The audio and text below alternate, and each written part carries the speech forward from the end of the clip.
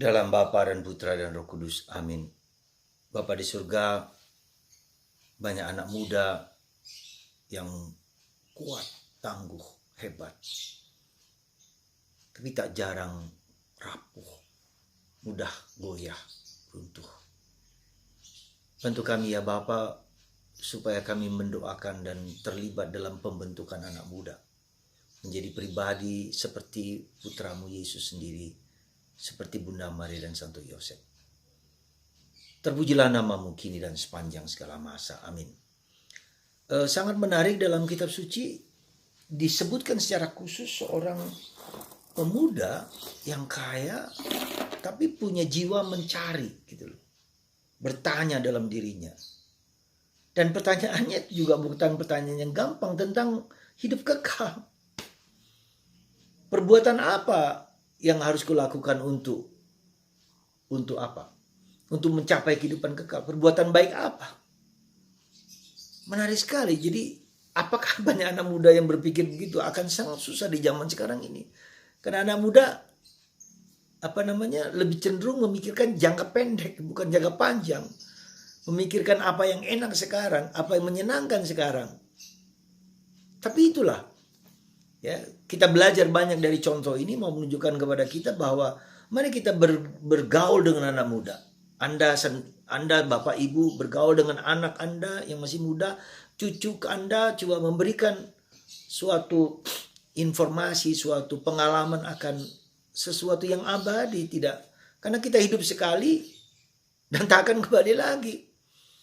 Dan kita menggunakan waktu sekarang ini dengan seimbang, ya. Artinya apa? Kita harus menggunakan cipta kita, ya, menggunakan pikiran kita, menciptakan daya pikir, daya olah pikiran, dan menciptakan rasa roso, ya, kehidupan batin kita, ya, kehidupan rohani kita, kehidupan batin rohani, pikiran, segala sesuatu, kerinduan, ya, hidup rohani. Lalu juga menciptakan juga karsa, kehendak.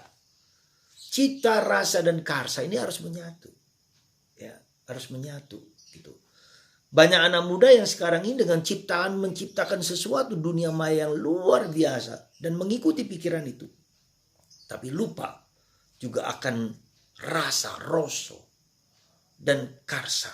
Kita masih ingat bagaimana seorang yang bernama Rocky Gerung menggunakan kata-kata yang sarkastik dan tidak layak diungkapkan di publik kepada seorang yang dihargai, dihormati, gitu kan. Jadi inilah tidak ada roso, tidak ada rohnya yang bahwa kata-kata kita, bahwa mulut kita, bahwa tindakan kita itu akan berbalik kepada kita dan menghantam kita. Jadi karsa, ya, kehendak, roso, kehidupan batin, kualitas pikiran, kualitas roso, kualitas perasaan, emosi, kemudian kebijaksanaan dan kehendak menyatu. Kalau ini menyatu menjadi seimbang. Ya, nah, karena itulah maka saudaraku terkasih, kita bisa melihat dalam diri anak muda. Yesus mengajak membawa anak muda itu untuk melihat kembali aturan-aturan, hukum-hukum yang sudah harus mereka jalankan. 10 perintah Allah. Diingatkan sekali lagi. Jadi sebagai manusia bahwa kita juga harus mengembangkan seluruh ketiga aspek itu. Tapi sebagai perintah Allah, yaitu 10 perintah Allah yang menjadi pedoman hidup kebersamaan orang lain. Jangan menghina, mengejek, hormatilah orang tuamu, dan seterusnya. Ya, jadi ini 10 perintah Allah yang harus kita jalankan. Dan dia mengatakan sudah aku lakukan. Dan ini luar biasa pemuda ini. Seorang pemuda kaya ini luar biasa. Dia menjalankan dengan serius segala perjalanan hidupnya dengan baik. Saya sudah menjalankan itu. Nah, kalau kamu ingin sempurna, pergi, jual, dan ikutilah aku. Pergi, jual, berikanlah yang kamu jual itu kepada orang miskin dan ikuti aku. Jadi 3 hal. Pergi, juallah apa yang kau miliki dan ikutilah aku. Ya. Tentu kita bisa melihat akhirnya pemuda itu tidak mau karena dia lebih mementingkan dirinya sendiri, lebih mementingkan egonya, lebih mementingkan kekayaannya, lebih mementingkan kesenangannya. Ternyata sempurna. Jadi kita itu saudaraku harus ada tahapan lebih tinggi daripada itu. Jadi tahapannya lebih tinggi. Kita menjalankan sesuatu, tapi kita diajak untuk Dan itu semua tidak membuat kita merasa puas. Maka orang yang sungguh-sungguh, orang yang mendalam mencari the meaning of life. Ya. Bagaimana supaya aku dapat hidup sebetulnya?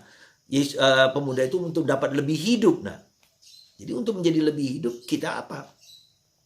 Pergi menjual harta kita, bagikan kepada orang kecil dan ikuti aku. Saudara, ini radikal.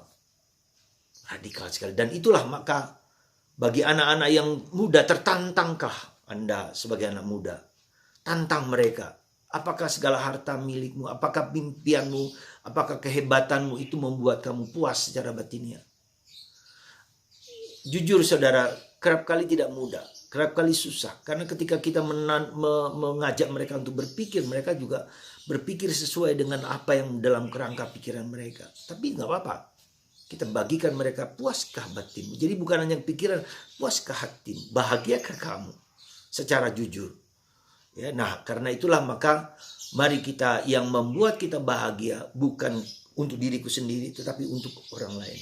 Bukan hanya anak muda, kita juga ya pergi, kita membagikan kekayaan, bukan hanya materi, tetapi kemampuan daya kita, kemampuan kita melayani orang lain, memberikan diri orang lain, memberikan kepada orang miskin, dan terus mengikuti Yesus. Kunci kebahagiaan, kedamaian, kebahagiaan bukan hanya di dunia, tapi di surga, abadi kekal, hanya dalam Yesus. Dan untuk itu, tugas Bapa dan Ibu kepada anak muda bukanlah yang gampang, bukanlah yang mudah di zaman yang serba instan ini. Semoga Anda Bapak Ibu menuntun anak-anak muda, entah cucu Anda, entah di lingkungan gereja atau di paroki dimanapun, supaya mereka tidak dipatahkan dengan kerinduan mereka untuk menjadi kaya. Silahkan, impian mereka, mimpi mereka, tetapi kemudian pelan-pelan kita ajak, apakah itu memberikan kebahagiaan kepada kita, kepada Anda, kepada saya, secara jujur. Tuhan memberkati kita dan memberkati anak muda, berkat bantuan Bapak dan Ibu saudara terkasih untuk bergaul, berdialog dengan anak muda. Tuhan memberkati kita semua dalam Bapa, Putra, dan Roh Kudus.